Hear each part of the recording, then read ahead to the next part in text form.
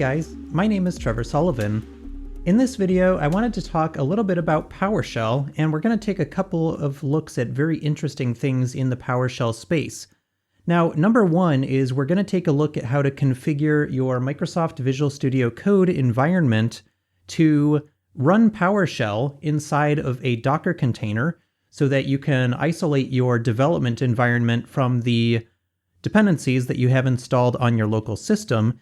And the second thing we're going to take a look at is, and the reason that we're actually going to be using Docker containers in this particular example is because we are going to look at the new PowerShell version 7.0.0 preview 4, which just came out on September 19th of 2019. So what we're going to do is basically spin up a new container that's running the new PowerShell preview. We're going to connect Visual Studio Code to that container. And as a finale, the reason we're going to look at PowerShell v7 is because there's a new feature that was just announced, which is called the ternary operator in PowerShell. Now, the ternary operator in PowerShell is really nothing new per se, but it's more of just a convenience mechanism to make writing if-else statements much simpler in certain scenarios. So let's go ahead and jump in and start taking a look at this.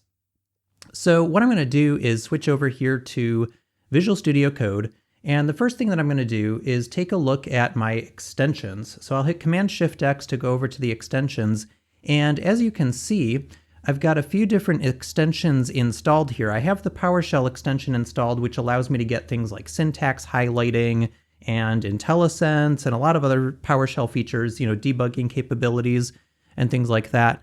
But I also have this Microsoft Remote Containers extension installed in my VS Code environment.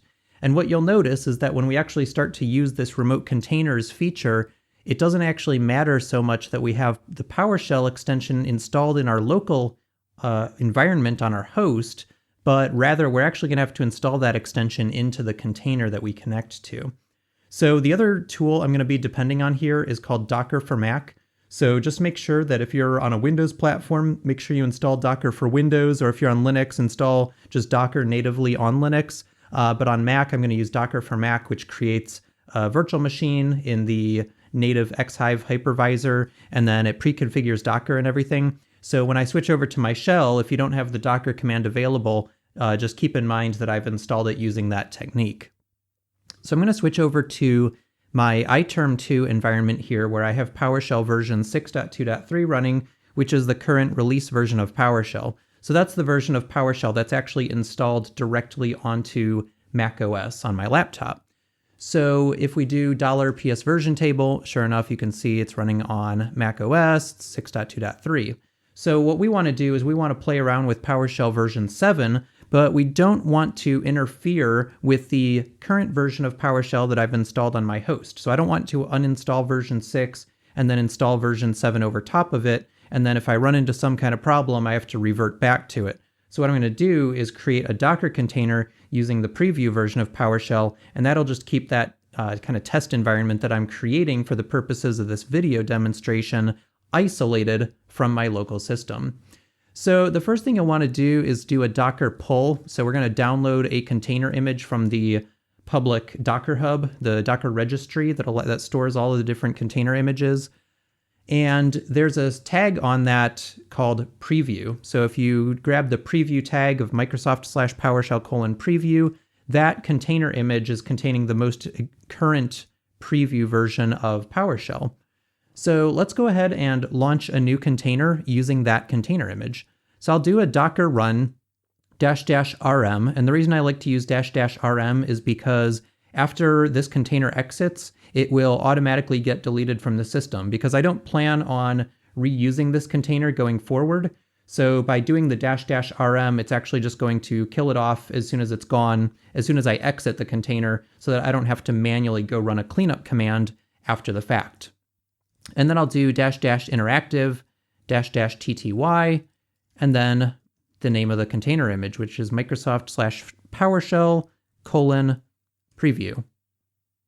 So when I run that, you'll see that I now get a new PowerShell prompt. So I've created a new container on my Linux VM that's running in the background thanks to Docker for Mac. And I've launched a new process, or a new process inside that container, which is PowerShell version 7.0.0 preview 4. So now if I do PS version table, $PS version table, which is just a built-in variable inside the PowerShell environment, you'll see I get back PowerShell version 7 running on Linux. Again, it's running on that virtual machine behind the scenes. It's not actually running directly natively on my Mac OS system here. Great, so now I've got a new PowerShell container running. Now what I want to do is I could go ahead and demonstrate the ternary operator from here, which I actually haven't used yet. Even before recording this video, I have not actually tried out the ternary operator, so we'll see how things go here.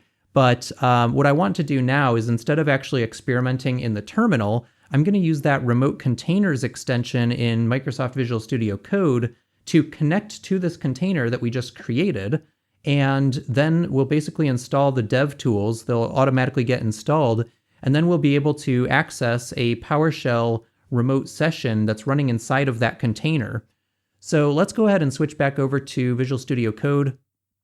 I'll go ahead and close out this extension and do Command B to close the sidebar, just to keep things cleaned up here. And then what I'll do is I'll hit Command Shift P to open up the command palette. And then what you'll want to do is search for containers or remote-containers, whatever floats your boat. But the command that you want to look for is this one called attach to a running container. And it's very self-explanatory, right? You're going to attach to a container that's already running on your local system. So let's go ahead and hit that. You see I get a single container because I only have one container that's currently running on my system. So I'll just hit enter because I know that's the container that I want to connect to. Now in the bottom right-hand corner of VS Code here, you can see, that it was installing DevTools there. It actually ran so fast that I didn't have a chance to click on it. But basically, Visual Studio Code, as soon as I attach to that container, it automatically installs the components that are necessary for the remote connection from the VS Code workspace into that container to work.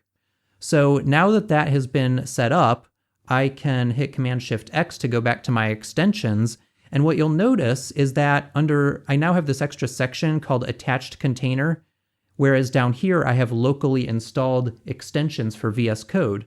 So if you recall, I mentioned earlier that we'd have to manually install the PowerShell extension into our containerized environment because we are no longer using the PowerShell extension that is installed locally on Mac OS. We're actually having to install that in the remote container. So let's go ahead and search for the PowerShell extension on the marketplace. As you can see, I have this option to install it into an attached container. So let's go ahead and do that. It'll take just a brief moment here, and then we'll have to reload our window. So we'll do reload. And now it's installed and it's ready to go. So I'll hit Command B to close my sidebar again, just to keep things clean, and do Command N to create a new file. So then I'll do Command K M and search for PowerShell because I want to set my Visual Studio Code environment to a PowerShell file because it's not automatically detected based on the file extension, because at this moment I just have an in-memory untitled file without a PS1 file extension. So I'm just going to manually switch over my editor to the PowerShell syntax. So now that I've done that, I should be able to test out the environment to make sure it's operating according to my expectations. So if I do something pretty normal like get child item, you can see that I'm actually getting the IntelliSense or the tab completion support for the command name, the parameter names, and all that fun stuff, right? And one other thing we could do is just do get command -module. If we do control space, we should get a list of modules to pull commands from. So this is being dynamically populated from the PowerShell environment that's running inside that container. Another verification mechanism that we can use is hit Control-tilde to pop open the integrated terminal, and then make sure that you choose the PowerShell integrated terminal because there is a separate terminal for the dev container that we spun up. So I'm just going to choose the PowerShell integrated console here, and then if we do $PS version table, you can see that sure enough we are running inside of this PowerShell v7 preview container. Great. So we have completely configured our VS Code environment to attach to that container, and we verified that we're running PowerShell v7 in there. Everything looks to be pretty good. So this is going to be our first attempt at working with the ternary operator in PowerShell. And the way that this syntax works is it's basically, and this is just going to be pseudocode, so don't actually type this for now, but it's basically a Boolean value followed by a question mark, and the question mark is the ternary operator itself, and then we'll have the true condition, so it could be like, this is true, and then following that we have the false condition, so this is false.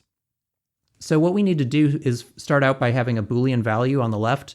So what we can do is just use the built-in true and attempt to do this. So this is literally my first attempt, so we'll see if it works here. So I'll do function F5 on my keyboard, and that will run the script.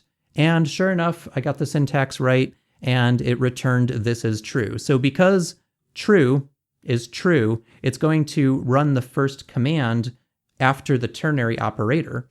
Now, if it was false, it's going to run the command after the colon, after the ternary operator instead. As you can see there, we get this is false. So you might ask yourself where this is applicable. Well, this isn't going to be applicable in every circumstance where you have an if-else statement, but there are a lot of scenarios that you come across where you just really quickly need to say, hey, is this true or false? And then either give me this value or give me this value. So I'll kind of leave it up to you guys to figure out, when those situations crop up. But to give you just kind of a contrived example here, if we do $ps version table again, you'll see that we're running on PowerShell v7 here, right? And so what we could do is basically say something like ps version table dot ps version dot toString dot starts with 7. I think that should work. So if I do function F5, it looks like I just ran into a small bug here. Okay, so I just ran into a small bug there, but we're back and functional again. So as we were looking earlier, basically I can go ahead and just do $ps version table dot ps version dot starts with 7. I think that should work. And actually we need to do a toString in here. So we need to take that, turn it into a string, and then check if it starts with 7. And sure enough, it does start with 7. So we'll just create a variable called isv7, and then we can use the ternary operator to say you are on v7 if it's true. Otherwise, you are not on v7. So if we hit F5 to run that, you'll see that, unfortunately, we got another error here, but let's just try to rerun that. You'll see that we get you are on v7. Now keep in mind that this is a pretty contrived example because the ternary operator is not supported on pre-v7, preview 4 versions of PowerShell to the best of my knowledge. I haven't tested other preview versions of v7, but this is a new v7 feature in general. So if I was to try to run this code on v6, I would probably get some kind of error. But there's other kind of more business logic oriented reasons why you would want to use the ternary operator. And again, there's nothing stopping you from using a simple if-else statement. So certainly just use the logic that's best for you. Also, for more complex scenarios where you have like if-else, if-else, if-else, if-else, then you might actually want to consider switching over to the switch statement. So the switch statement provides a much simpler mechanism to test a value against one or more conditions and then execute code paths based on that. So if-else statements are good. The ternary operator is a great choice for new PowerShell v7 scenarios where you have a very simple test to perform. And then finally, just keep in the back pocket the switch statement as well. So that's pretty much all I had to show you for this video. Check out PowerShell v7. Make sure you play around with Docker if you are not already familiar with it, because it's really cool. It gives you a nice isolated test environment to run your code in without impacting your local dev system, and you can just throw it away when you're finished with it and restart from the fresh. So definitely check out Docker for Windows or Docker for Mac, or if you're on a Linux machine, just check out Docker natively on Linux. If you have any questions, feel free to post them in the chat. Let me know what other kind of comments what other types of content you would like to see on this channel.